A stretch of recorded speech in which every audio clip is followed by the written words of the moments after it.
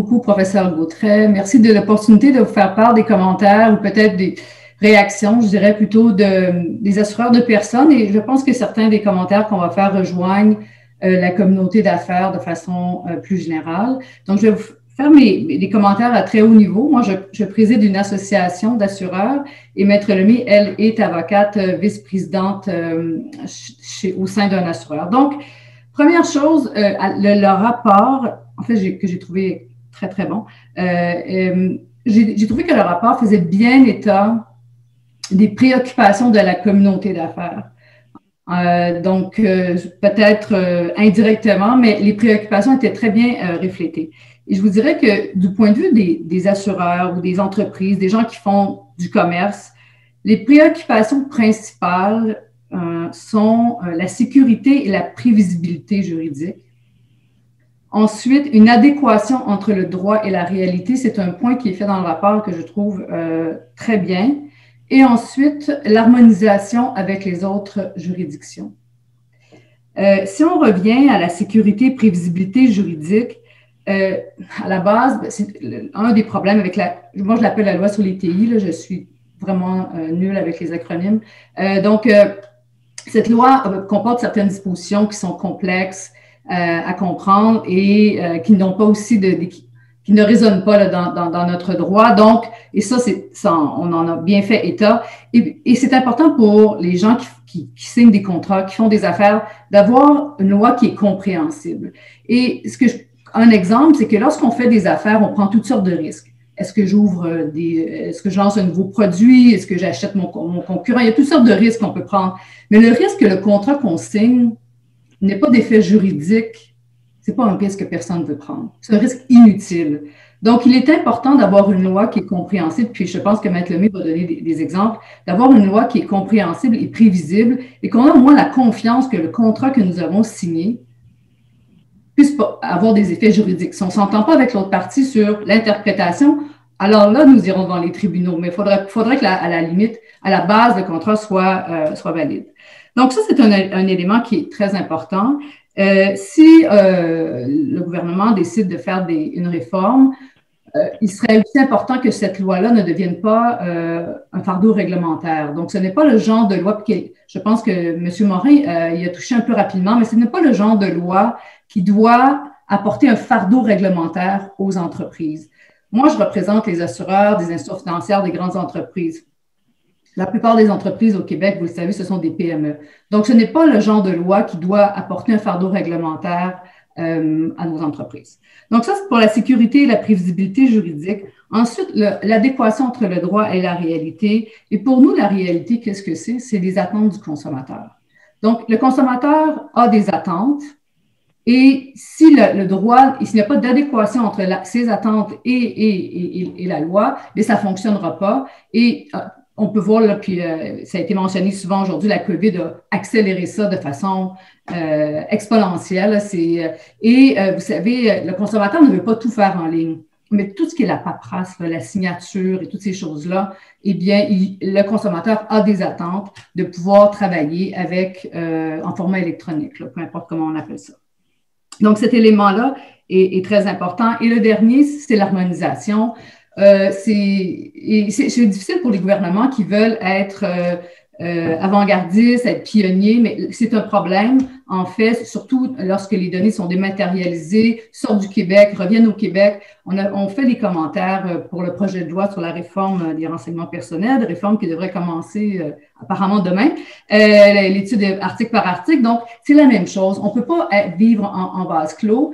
Et je vais juste donner un petit exemple parce que le temps file très, très rapide, mais par exemple, une désignation de bénéficiaire. Les assureurs reçoivent des dizaines de milliers, sinon certains assureurs ont des centaines de milliers de désignations de bénéficiaires.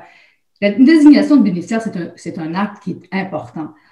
On ne peut pas prendre le risque qu'une désignation de bénéficiaire ne soit pas valide puisqu'elle ne nous a pas été communiquée sur le bon format, papier, électronique, signé, pas signé. Donc, ça, c'est pour le Québec. Ensuite, si on se dit au Québec, mais ça fonctionne au Québec, mais ça ne fonctionne pas en Ontario, qu'est-ce qui va arriver?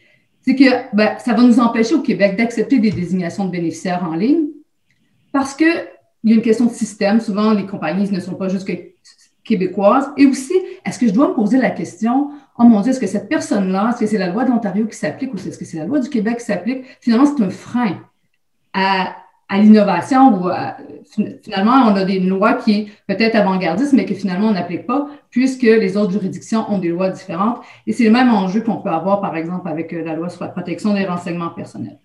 Donc, je vais m'arrêter ici, mais je vous dirais que ce sont les grandes préoccupations là, des assureurs et, j'ose croire, de la communauté d'affaires. Je vais passer la parole. Alors, merci Diane.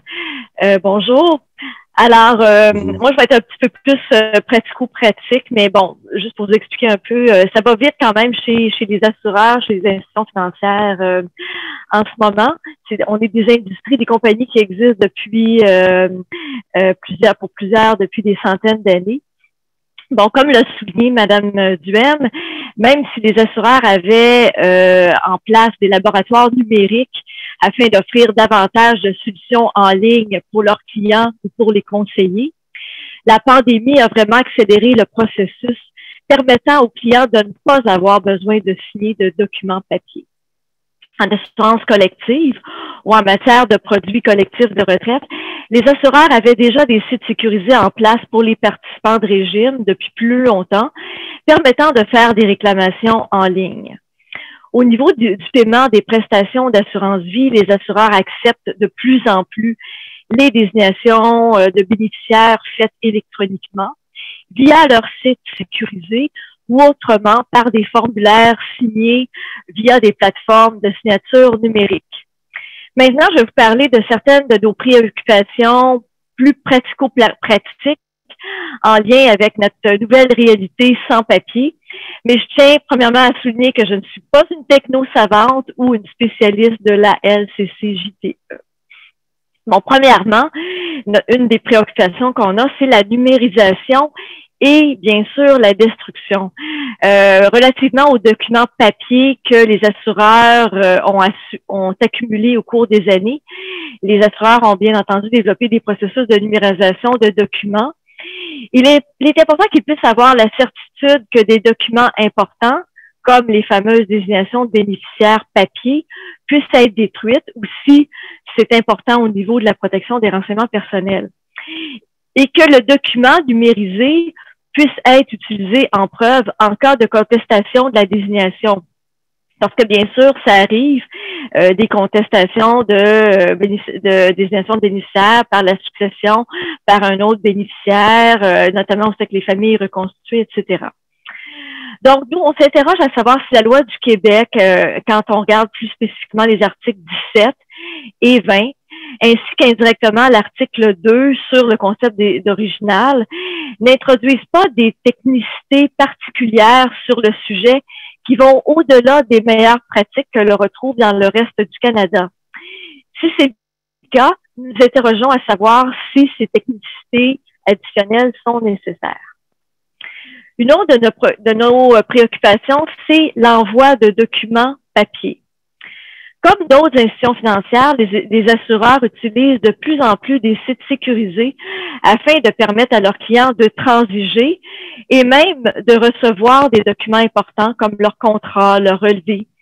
Les assureurs, bien sûr, n'imposent pas à leurs clients de se procurer un ordinateur, mais si le client s'inscrit à son site, alors on aimerait s'assurer que le client recevra ses documents contractuels ou relevés électroniquement. À moins, bien entendu, que le client demande des documents papier. Je sais que vous proposez de laisser l'article 29 tel quel dans le rapport, mais cet article indique que nul n'est tenu d'accepter de recevoir un document sur un support autre que le papier. Les institutions financières aimeraient s'assurer qu'un client, en 2021, qui s'inscrit sur un site sécurisé, accepte ses termes et conditions, s'attend à recevoir ces documents sur ce site sans avoir à demander un consentement express, ce qui peut devenir fastidieux. Une autre de nos préoccupations, c'est la délivrance et la réception. C'est une préoccupation qui est reliée à celle dont je viens de vous parler.